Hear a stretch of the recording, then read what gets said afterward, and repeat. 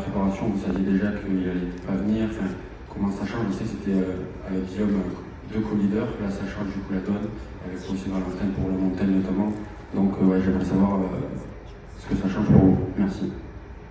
Ça change pas grand chose parce que c'est vrai qu'on a fait déjà notre préparation, chacun, on va dire, je dis pas tout de notre côté, mais dans le but de se préparer déjà soi-même avant de penser aux autres.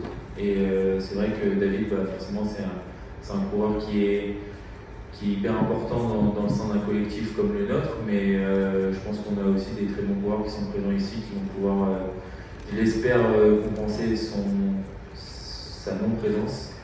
Mais je pense qu'on a une équipe qui va être soudée. Après, voilà, c'est sûr qu'un élément comme David il est capable de gagner une étape à tout moment en haute montagne. Et c'est vrai que le fait qu'il ne soit pas là, ça ouvrira forcément d'autres ouvertures différentes et on s'adaptera en tout cas. Et je pense que voilà, ça va pas être un grand changement non plus. On a conçu cette équipe sans lui, donc on va essayer de faire un meilleur tour aussi.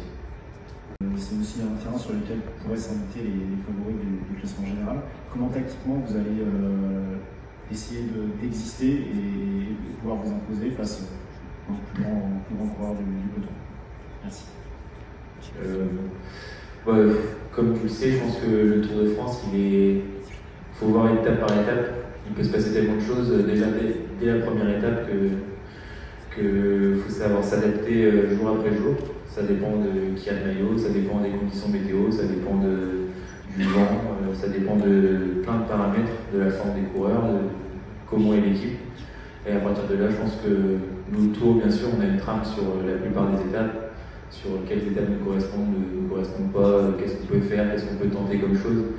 Mais on doit s'adapter jour après jour et prendre les étapes comme elles le viennent aussi, avec forcément des objectifs peut-être sur d'autres étapes un peu plus lointaines, mais aussi avec l'expérience que j'ai sur le Tour.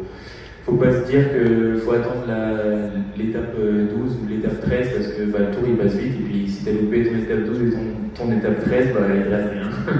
Donc il faut prendre la course jour après jour avec l'objectif de faire la meilleure perte possible sur chacune des journées avec le coureur qui sera le plus performant de l'équipe pour pouvoir faire la plus belle course autour de lui, c'est aller chercher, je pense que les plus beaux résultats possibles. On a une très belle équipe sur chacune des étapes qui peut être performant pour essayer d'aller chercher déjà des top 10, ce serait déjà bien pour commencer, et puis après les top 5, et puis pourquoi pas une victoire d'étape qui est le grand objectif de notre équipe.